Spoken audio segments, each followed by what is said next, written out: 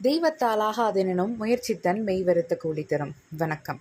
எழுத்தாளர் சாம்பவி திருநீலகண்டன் அவர்கள் வழங்கும் மோகன கதைச்சிரம் யூடியூப் பக்கத்திற்கு உங்களை அன்போடு வரவேற்கிறோம். இன்று நாம் கேட்க இருக்கும் கதை எழுத்தாளர் சாம்பவி திருநீலகண்டன் அவர்கள் எழுதிய நயனவாசினி. சந்தனகுமரன் நயன மனோகரி இருவரின் காதலையும் போராட்டத்தையும் அதன் பின்பான வாழ்வோவியத்தை பேரன்புடன் பேரழகாய் விவரிக்கிறது இக்கதை. ஆர்ஜே காமாட்சி அவர்கள் குரல் வழியில் உங்கள் செவியை இனிமையாய் நினைக்க கதையை கேட்டு மகிழுங்கள். கதை கேட்போமா? அத்தியாயம் 7. ஹேமா நயனியின் நிலை. மழையில்லாது வறண்டு காணப்பட்ட பூமியை பார்த்து பரிதாபம் கொண்ட வானத்தின் கோபக்கனலை மெல்ல உள்வாங்கிக் கொண்டு கருமேகங்களை விடுத்து அதன் கோபத்தை செம்மஞ்சள் நிறத்தில் பிரதிபலித்தது மேகம். அந்த வர்ணஜால கோலம் நாம் எவ்வாறு பார்க்கிறோமோ அவ்வாறு மாறுபடும். கோபமோ ஆனந்தமோ, மகிழ்வோ அழுகையோ தாழாமையோ, எந்த ஒரு மனநிலையோடு அதை நாம் பார்த்தாலும் அந்த மாயக்கோலம் அதற்கு தக்க புலனாகும். அந்தியின் வான வேடிக்கை பார்த்து ரசித்த குடும்பத்தை இதோ இப்போது மருத்துவமனைக்கு அழைத்து வந்திருந்தது ஒரு பெரும் விபத்து. "நித்தி, நீ மாமாவுக்கு ட்ரை பண்ணு, அப்பாவை டிஸ்டர்ப் செய்ய வேணாம்" என்றான் இளையவன் நிரஞ்சன். பெரியவனான நித்தியன், "எதுக்கு அவங்களையெல்லாம் கூப்பிடணும், நாம ஹேண்டில் பண்ணிக்கலாம், அம்மா எழுந்து அப்புறம் கேட்பாங்க" என்றவன் பொறுமையாக அங்கு நடக்கும் நிகழ்வுகளை உள்வாங்கிக் கொண்டு அமர்ந்திருந்தான். Niranjan, "it's better to call மாமா, சொல்லாம இருக்க கூடாதுடா" என்று முன்னர் சொன்னதை பல வார்த்தைகளை மாற்றி போட்டு அவன் சொல்ல எதற்கும் நித்தியன் செவி சாய்க்கவில்லை. நித்தியனின் பார்வை மொத்தமும் அவனுக்கு எதிரே இருந்த ஐசியூவிலேதான். காதுகளை தீற்றிக்கொண்டு கண் கொத்தி பாம்பாய் அவன் தைரியமாய் உட்கார்ந்திருக்க, இளையதற்கு யாராவது பெரியவர் உடனிருந்தால் தேவலாம் நிலையிலும் கொஞ்சம் தைரியம் தெரிந்தது உடல் மொழியில். மருத்துவர் அறையிலிருந்து வர ஈட்டியாய் அவர் முன்பு போய் நின்றான் நித்தியன். அவர் பார்க்கவும், "ஹேமலக்ஷ்மி சன்" என்றான் அழுத்தமாய். அவனுடன் நிரஞ்சனும் வர இருவரையும் பார்த்தவர் முகத்தில் இரக்கம். ஒருவன் மீசை முளைக்கும் வயதில் இருக்க, மற்றொருவன் குரலையும் வயதையும் எட்ட இருந்தான். ஒரு பெருமூச்சோடு, "வீட்ல பெரியவங்க யாரும் இல்லையா?" என்றார் மருத்துவர். எடுத்த எடுப்பில், "பாயங்க" என்ற கேள்வியின் அபத்தத்தை சில காலமாக அவர் உணர்ந்ததன் பயனாக, நித்தியன், "இல்ல, நான் யாருக்கும் சொல்லல, எதுவா இருந்தாலும் என்கிட்டே சொல்லுங்க" என்று அவன் அடமாய் நிற்க, "நான் கூப்பிடுறேன், ரூமுக்கு வாங்க" என்று விட்டு அவர் விறுவிறுவென்று சென்றிருந்தார். "நான் தான் சொன்னனே மாமாவை கூப்பிடலாம்னு, கேட்டியா?"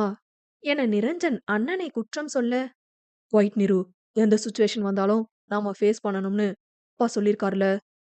"இருக்கட்டும், ஆனா இப்ப அம்மாவுக்கு ஹெல்ப் தேவை" என்றான் முறைப்பாய். செவிலியர் அதற்குள் அவர்களை கூப்பிட, "சிடியர் நிரு, டோன்ட் இன்டர்வீன்" என்றபடி உள்ளே சென்றான் தனையன். அங்கு டாக்டர் ஹேமாவை பற்றி அடுக்கடுக்காய் சொல்லிக் கொண்டே போக நித்யனுக்கு கவலையாய் போய்விட்டது. "கான்ஷியஸ் வர ஒரு நாள் கூட ஆகலாம். அதுக்கு பின்ன போஸ்ட் ஆபரேட்டிவ் கேர் ரொம்ப முக்கியம். இப்ப நடந்திருக்கிறது கிட்டத்தட்ட மேஜர் சர்ஜரி மாதிரிதான். அதுக்கு உண்டான கேர் நாம கண்டிப்பா கொடுக்கணும்" என்க, அதையும் கேட்டவன், "அவங்க ரெக்கவரி பீரியட்" என்றான் நிதானமாக. இதழ் விரித்தவர், "அவங்க வில் பவர் பொறுத்து. மேக்ஸிமம் 10 வீக்ஸ் டு 12 வீக்ஸ் ஆகலாம். Let's see." அவனின் பாவனையிலும் திடத்திலும் கவர்ந்தவராய், "உங்க அப்பா" என்று கேள்வியாய் அவர் கேட்டு நிறுத்த, நிமிர்ந்தமர்ந்த நித்யனின் கண்கள் ஒளிர்ந்தது. நெஞ்சை நிமிர்த்திக் கொண்டு, "மேஜர் சைலேந்திரன் திருஞானம்" என்றான் அத்தனை கர்வமாய். அவனின் அந்த நிமிர்வு மருத்துவருக்கும் தோன்றியதைப் போல் ஒரு மரியாதை உடனே தோன்றியது அவனின் மேலும் நித்யனின் குடும்பத்தின் மேலும். நித்யன் மேலும் அவரிடம் பேசிவிட்டு வெளியே வரவும் நிரஞ்சனோடு நின்றிருந்தார் சரபேஸ்வரன். ஏன், ஹேமாவை தெரிந்த ஜவுளிக்கடை ஜனங்கள் மொத்தமும் அங்குதான் அதற்குள் குழுமி இருந்தனர். நிரஞ்சன் செய்த வேலையின் பலன். அப்போது வரை ஹேமாவிற்கு ஆக்சிடென்ட் என்பது வரைதான் அனைவருக்கும் தெரிந்திருந்தது. அது திட்டமிடப்பட்டதோ, காமராஜின் தூண்டுதலின் பெயரில்தான் நடத்தப்பட்ட கொலை முயற்சி என்பதோ போதுவரை யாருக்கும் தெரியாது. ஏன், இனி தெரிய வருமா என்பதும் தெரியாது. பாதி பேர் மட்டும் சத்தியமேல் இருக்க, மீதி பாதி செய்தி வந்ததும் லீவை போட்டுவிட்டு பறந்து வந்திருந்தனர். பாண்டியும் கார்த்திக்கு அழைத்து விஷயத்தை பகர, கார்த்தியோ, "நீ போ பாண்டி, நான் கட்டெரும்பு கூட இருக்கணும், இன்னொரு நாள் பாத்துக்கலாம்" என்றான். குமரனை அவன் சற்று முன்னர் பார்த்த கோலத்தை நினைத்து ஒரு நொடி அவன் நெஞ்சம் நடுங்கியது. அதை பாண்டியிடம் கூட சொல்ல அவன் விரும்பவில்லை. ஏன் என்ன ஆச்சு? காலையில நல்லா தானே இருந்தான் என்று பாண்டி கேட்க, உடம்பு முடியலடா அவனுக்கு என்று கார்த்தி கூற, சரி மச்சான், நாங்க எல்லாம் கடையில இருந்தே கிளம்புறோம், ரொம்ப சீரியஸ் போல என்றான் சோகமாய். அவனும் வருந்தியவனாய், நல்லா ஆயிடுவாங்கடா, நல்லவங்களுக்கு தான் இதெல்லாம் வரும், திரும்ப வந்துடுவாங்க, நீ பாத்துட்டு வா, முடிஞ்சா அவங்க பசங்க கூடவே இரு என்றவன் உணவை வாங்கிக் கொண்டு ஹாஸ்டல் நோக்கி சென்றான். "கட்டெரும்பு, அதான் காய்ச்ச கண்ட உடம்பே படுத்து கிடக்காண்டா" என்று விட, "சரி, நான் நைட்டு வந்தா ரூம் வரேன், இல்ல காலையில பார்க்கலாம்" என்று பாண்டி வைத்து விட்டான். கார்த்தி ரூமிற்கு வர இன்னும் குமரனிடம் மாற்றம் இல்லை. ஜன்னலின் கீழ் அமர்ந்திருந்தவன் மனதில் சுருக் சுருக்கென்று கொண்டே இருந்தது. காலம் எல்லாவற்றையும் மாற்றும்தான். ஆனால் சூடான ஒரு பேச்சை, அதுவும் அவனை மொத்தமாய் உதறி தள்ளும் பேச்சை எங்கனம் அவன் பசும் இதயம் தாங்குமாம்? கடந்தாக வேண்டிய கசப்பு நிகழ்வது. அதை கார்த்தியால் புரிந்து கொள்ள முடிந்தது. குமரனைப் போன்ற இலகுவான இதயமுள்ளவர்களுக்கு இது பெரும் சவாலான ஒன்றென்றாலும் வெளியே வந்தாக வேண்டிய நிர்பந்த சூழ்நிலையும் கூடதானே. கார்த்தியால் ஓரளவிற்கு மேல் எதுவும் செய்ய முடியாதே. ஒரு பெருமூச்சோடு குமரனை அணுகினான். மிஸ் நைனியோட அட்டெண்டர் வாங்க என்ற குரலில் கலைந்தாள் தாரணி. நான் தாங்க என்று வேகமாய் அவள் விரைய, டாக்டர் கூப்பிடுறாரு, இங்க வெயிட் பண்ணுங்க என்று செவிலியர் சொல்ல பயமாய் போய்விட்டது அவளுக்கு. கஜேந்திரனிடமிருந்து நயனியை போராடி மீட்கவே அம்மாவுக்கும் மகளுக்கும் போதும் போதும் என்றாகி இருந்தது. நயனி மயங்கியும் கூட கஜேந்திரன் அவர் அடியை நிறுத்தி இருக்கவில்லை. அப்போது என்ன வந்து அவரை பிடித்ததோ?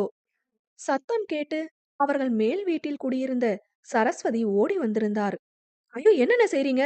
விடுங்க விடுங்க என்று அவர் நடுவில் புக, சரஸ்வதியின் பின்னோடு வந்த அவர் கணவன் செல்வம் கஜேந்திரனை பிடித்து கொண்டார். அவர்கள்தான் தாரணியோடு நயனியை மருத்துவமனைக்கு அழைத்து சென்றிருந்தனர். அங்கிருந்த பெண் மருத்துவரோ, என்னம்மா, என்ன இது? உங்க அப்பா எல்லாம் என்ன மனுஷன்? உள்ளே போய் இந்த அடி அடிச்சிருக்காரு என்றவர் நயனியின் முகத்தை திருப்பி காட்டியபடி, உள்கன்னத்துல பல் குத்தி கிழிஞ்சிருக்கு, கடைசி பல்லு வேற உடைஞ்சிருக்கு, கை கால்ல கசப்பிரண்டிருக்கு, மாட்டடிக்கிற மாதிரி அடி வேற உடம்பு முழுக்க. என்ன டொமஸ்டிக் வயலன்ஸ் இது என்று அத்தனை பேச்சு. ஒரு வார்த்தை இருவராலும் உதிர்க்க முடியவில்லை. என்ன சொல்லி அவரிடம் சமாதானம் செய்ய? அவள் அக்காவை அவளே காக்க தவறி இருந்தாளே. நயனியை முழுக்க ஆராய்ந்தவர், என்ன லவ் இஷ்யூவா என்றார் நயனியின் வயதை கொண்டு. அவள் தலை மெல்ல அசைய மருத்துவரிடம் முறைப்பு பொங்கியது. மேம், லவ் மேட்டர் தான். ஆனா இவ அதை சரியா ஃபேஸ் பண்ணலன்னு தான் அடியே. லவ் சக்சஸ் ஆகி மாமாவை கல்யாணம் செய்ய எங்க அப்பா ஓகே சொல்லிட்டாரு. இப்போ மாமா வீட்ல பிரச்சனை. இவ அவர்கிட்ட எதுவும் இவளுக்காக பேசாம இருக்கவும் அப்பாவுக்கு கோபம் என்று அவசர அவசரமாய் மருத்துவரிடம் வாக்குமூலம் சொன்னாள் தாரணி. அதுக்கு இத்தனை அடியா என்றவர் நயனியிடம் ஒரு அரை மணி நேரம் பாடம் நடத்திய பின்னரே கிளம்ப அனுமதித்தார். கைத்தாங்கலாக நயனியை தாரணியும் சரஸ்வதியும் அழைத்து வருவதை பார்த்து விட்டான் பாண்டி. கஜேந்திரன் அடித்த தடம் இடப்பக்க முகம் பயங்கரமாய் வீக்கத்துடன் சிவந்து லேசாய் பச்சை நிறமாய் மாற ஆரம்பித்திருந்தது. இருவர் பிடித்து அழைத்து வந்தாலும் அவளிடம் சுத்தமாய் தெம்பில்லை. அவள் துவளும் நேரம் பாண்டியின் கண்களில் பட்டுவிட்டாள் நயன மனோகரி. ஒரு நிமிடம் அது நயனிதானா என்று குழம்பிய பாண்டி சற்று அருகில் சென்று உறுதியான பின் அதிர்ந்து விட்டான். ஹே நயனி என்றவன் பக்கம் செல்லும் முன் செல்வம் ஆட்டோவுடன் வந்துவிட பாண்டியால் அவர்களை பிடிக்க முடியவில்லை. அவசரத்தில் அவனுக்கு நெஞ்சு படபடத்தது. ஒன்றும் புரியாது நின்றவன் கார்த்திக்கு அழைத்து விட்டான். அவன் அங்கு அப்போதுதான் குமரனை உணவுண்ண வைக்க போராட பாண்டியின் அழைப்பை அவன் ஏற்பதாக இல்லை. கார்த்தி, மூடிட்டு சாப்பிடு, எதுவா இருந்தாலும் காலையில பேசலாம், இல்லன்னு வையி, ராஜா கிட்ட சரக்க வாங்கி வாயில ஊத்தி விட்டுருவேன் என்றான் குமரனின் முன்பு சாப்பாட்டு தட்டை ஏந்திய வண்ணம். எப்போதும் நன்றாய் துணியணிந்து சிகை வாரிக்கொண்டு தன்னை ஒரு நல்ல தோற்றத்தில் வைத்துக் கொள்வான் குமரன். கண்ணொழுக்கம் எப்படி முக்கியமோ அதே அளவிற்கு புற தோற்றத்தையும் தன்னை ஸ்ரத்தை எடுத்து நேர்த்தியாக அமையும்படி பார்த்து கொள்வான். வேலையின் பொருட்டு ஏதேனும் சின்ன அழுக்கு உடலில் ஏற்பட்டாலும் கூட அவன் குளிக்கும் போது அதை தேய்த்து எடுப்பதை பார்த்தால், இவன் அழுக்கெடுக்காம என்ன தோலையே உரிக்கிறான் என்பதாக இருக்கும் அவன் சுத்தத்தின் அளவு. அப்படிப்பட்டவனை கொஞ்சமும் பிரஞ்சையற்று சாலையோர சேற்றில் விழுந்து கிடப்பதை பார்த்தால் யாருக்குதான் பொறுக்கும்? பூங்காவில் படுத்திருந்தவன் நிலை யோசித்து யோசித்து மிகவும் மோசமாக விரைந்து ஹாஸ்டலை நோக்கி நடக்க ஆரம்பித்தான். ஒரு திருப்பத்தில் வண்டிக்காரன் அசந்தர்ப்பமாய் குறுக்கே வர சமாளிக்க முடியாமல் தள்ளாடி சேற்றில் விழுந்து விட்டான் சந்தனகுமரன். உடல் மொத்தமும் சேராக வழிந்து சாலையோரத்தில் அமர்ந்து கொண்டவனைதான் தீர்த்தம் வாங்க அந்த பக்கம் சென்ற கார்த்தி பார்த்தது. இப்போதும் அதை நினைக்க கார்த்தியின் உடல் சிலிர்த்தடங்கியது. எத்தனை துயரைதான் இந்த பையன் தாங்குவான் என்றவன் மனதும் நண்பனுக்காய் அடித்துக் கொண்டது. அங்கு பக்கத்தில் இருந்த பைப்பில் அவனை குளிக்க வைத்து ஹாஸ்டலுக்கு அழைத்து வந்திருந்தான் கார்த்தி. குமரனிடம் இன்னும் அசைவில்லை.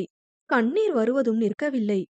கார்த்திக்கு அவன் சொன்ன விஷயத்தை ஏற்கவே நேரம் எடுத்திருந்தாலும் இப்போது ஆண்டியப்பனின் அந்த பேச்சு அத்தனை ஆத்திரத்தை கூட்டியது. டேய், அந்த மனுஷன் பேசின பேச்சுக்கு இன்னும் நீ அழுதியாண்டா? என்ன அர்த்தம்? 4 சொல் சொல்றதுதான் இல்லங்கல. ஆனா அவர் என்ன ஒரேடியாவா அப்படி இருக்க போறாரு? நாளைக்கே உனக்கு ஒரு குழந்தை வந்தா பேரப்பிள்ளைய பார்க்க வரமாட்டாரா? இல்ல நீதான் கடகண்ணி வச்சு நல்லா வளர்ந்துட்டியேண்டா ஓடி வரமாட்டாரா? சும்மா உட்காந்து மூக்க சிந்தாம எழுந்து சாப்பிடும். அவன் ஆனவரை சொல்ல குமரனிடம் எதற்கும் எதிர்வினை இல்லை. அதில் கடுப்பானவன் எக்கேடோ கெட்டு ஒழி என்று சாப்பாட்டை அவன் பக்கத்தில் வைத்துவிட்டு வெளியேறினான். பாண்டி மேலும் மேலும் அழைக்கவே இவன் ஒருத்தன் என்றபடி அழைப்பை அவன் ஏற்க, ஏ மச்சான், இங்க நைனிய பாத்தண்டா என்றான் பாண்டி அவசரமாய். மூதேவி மேடம பார்க்க வந்திருப்பாடா. ஐயோ, அந்த புள்ள மூஞ்சி முகரையெல்லாம் வீங்கி 2 பொம்பளையால் கைத்தாங்களா கூட்டிட்டு போனாங்கடா. நான் போறதுக்குள்ள ஒரு ஆட்டோல ஏறி போயிட்டா என்றான் படபடவென்று. என்னடா சொல்ற, நைனியா? சரியா பார்த்து தொலைச்சியா நீயே என்றவன் அவசரமாய் அதிர்ச்சி மாறாமல் கேட்க பாண்டி மேலும் நிகழ்வை விளக்கினான். கார்த்திக்கு ஒன்றுமே புரியவில்லை. நேற்று மாலை பார்த்தவளுக்கு இன்று என்னவானது என்று யோசனை ஓடினாலும் சட்டென்று ஹேமாவுடன் நயனியை பொருத்தி பார்த்தது மனம். ஒருவேளை குள்ளுமுனி என்றவன் மனதில் ஒரு நொடி தோன்ற, குமரா என்று அலறிக்கொண்டு ஓடினான் கார்த்தி. அத்தியாயம் 8. குமரனின் நயனி கண்ணு. ஆழ்ந்த அமைதியை அசாதாரணமாய் போர்த்திக் கொண்டு குழல் விளக்குகளின் ஒளியை உமிழ்ந்தபடி இருந்தது கஜேந்திரனின் வீடு. இரும்பு சோஃபா செட் சுவரோரமாய் போடப்பட்டிருக்க அதன் ஒற்றை இருக்கையில் கஜேந்திரன் அமர்ந்திருந்தார். அவருக்கு நேரெதிரில் மூவர் அமரும் இருக்கையில் கார்த்தியும் குமரனும். மணி இரவு 9 நெருங்கிக் கொண்டிருந்தது. ஒருவரும் இன்னும் உணவுண்டிருக்கவில்லை. நயனியை பார்த்திருக்கவில்லை. மாத்திரையின் விளைவால் அவள் வெறும் வயிறோடு உறங்கியிருக்க மற்றவர்களுக்கு குமரனின் வரவும் அதிர்வு. மாலை பாண்டி தகவல் கொடுத்த அடுத்த நிமிடம் கார்த்தி குமரனிடம் விரைந்தவன் செய்தியை கூறவே அதுவரை அசைவில்லாது இருந்தவன் உச்சகட்ட பதற்றம் தொற்றிக்கொண்டு நயனிக்கு அழைத்தபடி அவளை பார்க்க கிளம்பினான். அந்த அழைப்பை ஏற்றது என்னவோ மஞ்சுதான். தம்பி என்று அழுகுரலில் ஆரம்பித்தவர் அவனை பேச விடாது மொத்தத்தையும் கொட்டி தீர்த்திருந்தார். நெஞ்சம் அதிர்த்து துடித்தது குமரனுக்கு. அவன் சற்றும் எதிர்பாராத நிகழ்விது. அதுவும் கஜேந்திரனிடமிருந்து அவன் அதை எதிர்பார்த்திருக்கவில்லை. அத்த, நைனி எப்படி இருக்கா இப்போ? எங்க இருக்கீங்க எல்லாம் என்க அவர்கள் அப்போதுதான் ஹாஸ்பிட்டலில் இருந்து வந்ததை பகிர்ந்தார். இவ உடம்புல சத்து இல்லையா, அதான் ஒரு பாட்டில் குளுக்கோஸ் ஏத்தி விட்டு அனுப்பியிருக்காங்க என்க குமரன் விரைவாக ஒரு ஆட்டோவை பிடித்து நைனியின் இல்லம் நோக்கி பயணித்திருந்தான். இடையில் கார்த்தியின் கேள்விகளுக்கும் அவன் பதில் கொடுக்க காமராஜால் நயனிக்கு ஆபத்தில்லை என்பதுதான் அந்த ஆண்கள் இருவருக்கும் போதிய ஆசுவாசம். அவர்கள் வருவார்கள் என்று நினைக்காத மஞ்சு கஜேந்திரனை தான் பயத்தோடு பார்த்து நின்றிருந்தார். வந்தவர்களை யாரும் வா என்று கூட அழைக்காது ஒரு தலையசைப்பை கொடுத்து அமர வைத்திருந்தனர். அப்போது ஆரம்பித்தது இந்த மௌன நாடகம். திரையை எடுத்திருந்தும் யாரும் இன்னும் அவர்களின் பேச்சை ஆரம்பித்திருக்கவில்லை. ஆனால் ஒன்று, நாடகத்தைப் போன்ற பேச்சோ நடிப்போ அங்கில்லை. நிஜ மனிதர்களின் உணர்வு கூட்டாய் அன்பெனும் தூய நூலால் கட்டப்பட்டவர்களின் பொம்மலாட்டம்தான் இனி நடக்க இருந்தது. குமரன் தான் அந்த மௌனத்தை முதன்மை நாயகன் நான் தான் என்பதை உணர்ந்து கலைத்திருந்தான். கஜேந்திரனை நோக்கி, என்னவா இருந்தாலும் நீங்க செஞ்சது தப்பு என்றான் அழுத்தத்திலும் அழுத்தமாய். உங்க பொண்ணாவே இருந்தாலும் எப்படி இந்த அளவுக்கு அடிக்க உங்களுக்கு மனசு வந்துச்சு? அவ்ளோ கல் நெஞ்சக்காரரா நீங்க? என்க மஞ்சு அழுது விட்டார். குமரன் நயனியை பார்த்திருக்கவில்லை. செவி வழி செய்தியிலேயே கொதித்திருந்தவன் பார்த்திருந்தால் இத்தனை நிதான கோபம் வெளிப்பட்டிருக்குமா என்ன? ஆனால் குமரனின் பேச்சு பவதாரணிக்கு சுள்ளென்று ஆக, மாமா என்று சத்தமாய் குரல் உயர்த்தியிருந்தால் அவன் பேச்சை கண்டித்து குமரனை கடுமையாய் முறைத்த வண்ணம், எங்க நைனா கல் நெஞ்சுக்காரரா இருந்தா உங்க காதலுக்கு அவர் சரின்னு சொல்லியே இருக்க மாட்டாரு என்றிருந்தாள் கோபத்துடன். ஒரு நக்கலான சிரிப்பு உதிர்ந்தது கார்த்தியிடம். அதற்கு குமரன், எங்க காதல் வர ஏன் போற தாரணி? இத்தனை வருஷம் வளர்த்த பிள்ளை மேல இருக்கிற அன்பு கிட்ட போலாமே என்க வாயடைத்து போய்விட்டாள் பவதாரணி. குமரன் மட்டும் இருந்தாலாவது ஏதேனும் பேசியோ அல்ல தன் மனதை வெளிப்படுத்தி இருந்திருப்பார் கஜேந்திரன். கார்த்தியும் உடனிருக்க ஒன்றும் பேச முடியாது இறுகி போய் தரையை வெறித்து கொண்டு அமர்ந்திருந்தார். மௌனமாய் அழும் மஞ்சுவை பார்க்க குமரனுக்கு சங்கடமாகிவிட்டது. அத்த, இவர் நைனிய அடிச்சதுனால தான் நான் பேசுறேன். குறை சொல்லணும்னு எதுவும் இல்ல என்றான் அவரிடம் தன்னை புரிய வைக்கும் நோக்குடன். மஞ்சு சரி என்பதாக தலையசைத்தவர், அவ அதிர்ந்து கூட பேச மாட்டா தம்பி. ஆளுதான் வளர்ந்திருக்கா. மனசு பேச்சு எல்லாம் ரொம்ப இலகுனது. பூஞ்ச மனசுக்காரி. இத்தனை வருஷத்துல இல்லாத வழக்கமா பிள்ளைய போட்டு இவர் இப்படி அடிப்பாருன்னு நானே நினைக்கல சாமி என்றவர் வார்த்தை மொத்தமும் கஜேந்திரன் செய்ததை நினைத்தான ஆதங்கம்தான் விரவி கிடந்தது. அது காலையில எங்க அம்மா எனக்கு பொண்ணு பார்த்திருக்கேன்னு சொல்லவும் என்றவன் அன்று நடந்தது மொத்தமும் சொல்லவும் மனதில் பாரம் ஏறியது கஜேந்திரன் தம்பதிக்கு.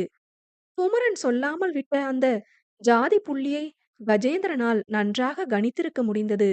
ஏன் மஞ்சுவும் கூட நாங்க வேற ஆளுங்கனாலயா என்று விட்டார். குமரனின் கனத்த மௌனம் அவருக்கான விடையை விருந்தாக்கியது. பெற்றவராய் மகனின் வாழ்க்கை குறித்து பயம் வந்தது மஞ்சுவிற்கு. நாங்க வேணா உங்க வீட்ல பேசி பார்க்கட்டுங்களா என்றார் படபடப்பாக. அவர் பேச்சில் இருந்த அபத்தம் அவருக்கே தெரியும். இருந்தாலும் மகளுக்காய் அதை அவர் கேட்டுவிட்டார். ம்ஹும். வேண்டாங்க அத்த. எங்க ஐயா அம்மா என்ன நினைப்பாங்க, என்ன செய்வாங்கன்னு எனக்கு ஒரு அனுமானமும் இல்ல. அதுவும் இல்லாம நான் நைனி விஷயத்துல எதையும் சுலபமா எடுத்துக்க விரும்பல என்று நிறுத்தியவனிடம் ஒரு நீண்ட மூச்சு வெளிப்பட்டது. அவன் நினைத்த விஷயத்தை பகிரும் முன்னர், மீனாட்சி என்று மனதில் அவனை ஆட்டுவிக்கும் பெண்ணரசியை வேண்டியவனாய், நீங்களே ஒரு நல்ல நாளா பாருங்க அத்த. முடிஞ்ச அளவுக்கு இந்த மாசத்துக்குள்ளே பாருங்க. நானும் நயனியும் கல்யாணம் பண்ணிக்க என்க அதை யாரும் அங்கு எதிர்பார்த்திருக்கவில்லை. தம்பி என்று அப்போதுதான் வாய் திறந்தார் கஜேந்திரன். மறுத்து எதுவும் பேசிராதீங்க. என்ன பத்தி முழுசா உங்க எல்லாருக்கும் தெரிஞ்ச பின்னதான் நான் நைனியோட நல்லா பழக ஆரம்பிச்சேன். ஏன் நீங்க எங்க காதலுக்கு சம்மதம் சொன்ன பின்னாடிதான் நைனியும் என் கூட பேச ஆரம்பிச்சா. இப்ப அந்த காதல் மட்டும்தான் என் கையில இருக்கு. என் குடும்பம், சொத்து, பணம்னு எதுவுமே இப்ப என்கிட்ட இல்ல. இல்ல ஒருவேளை அதெல்லாம் இருந்தாதான் நீங்க நைனி எனக்கு கொடுப்பீங்களா என்றவன் வேகமாய் கேட்டுவிட விக்கித்து நின்றிருந்தார் மஞ்சு. கஜேந்திரன், அப்படி இல்ல தம்பி. என்ன பேசினாலும் பெத்தவங்க தானே எல்லாம். விரக்தியாய் ஒரு சிரிப்பு குமரனிடம். அவனுக்கு அவன் பெற்றவர்களைப் பற்றி தெரியாது. தெரிந்ததால்தானே அவனே அவன் திருமணத்திற்கான இப்போதைய சம்மதத்தையும் தீவிரத்தையும் காட்டிக் கொண்டிருப்பது. பெத்தவங்கதான், நான் இல்லைங்கல. ஆனா அவங்களுக்கு நான் செத்து போன தல பிள்ளையாகிட்டேன் என்று சொல்ல, டேய் என்று அவன் தோளில் ஒரு அடியை போட்டான் கார்த்தி.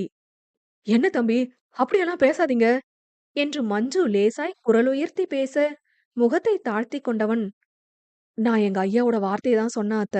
இதுக்கு மேலயும் உங்களுக்கு என்னோட சூழ்நிலைய புரிய வைக்கணும்னா, நான் அவங்களுக்கு இனி வேண்டாமா.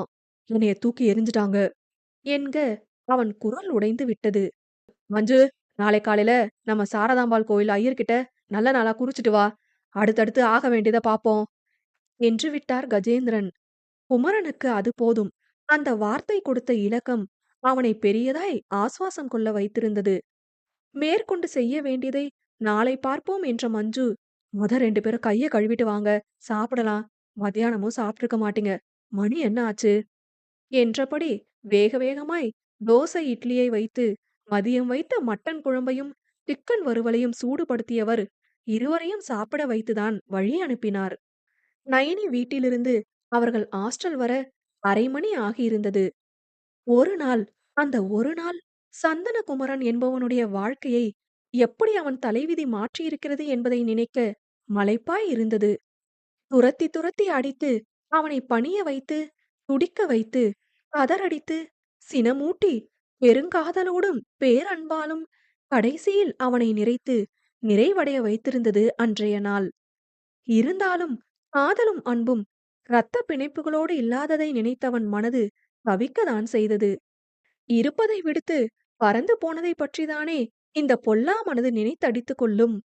உண்ட உணவை செரிக்க வைக்க கார்த்தி ஹாஸ்டல் மாடியில் நடையில் உலர்ந்தபடி இருக்க, குமரனின் எண்ணங்கள் பலவாறாக சிதறி போய் கிடந்தது. அவன் அருகில் வந்த கார்த்தி, "ஏ கட்டெரும்பு, நான் உன்னை கேட்டா கோவிக்க மாட்டியே" என்று பீடிகையுடனே ஆரம்பித்தான். குமரன் புருவம் சுருங்க அவனை பார்க்கவும், "இல்ல, மனசுல பட்டுச்சு, அதான் கேக்கேன். கொஞ்ச நாள் போகட்டுமே, ஏன் அதுக்குள்ள கல்யாணம் வர?" என்க ஒரு பெருமூச்சு குமரனிடம். கீழே தரையில் அமர்ந்தவன், "இல்ல மாப்ள, எனக்கு மனசு கிடந்து என்னவோ பிசையுது. தப்பா ஏதோ நடக்க போதுன்னு முன்ன இருந்தே தோணிக்கிட்டே இருந்துச்சு. பார்த்தா இப்ப நடக்கறெல்லாம் எனக்கு எதிரா தானே இருக்கு" என்றவன் முகம் அத்தனை கசங்கி போயிருந்தது.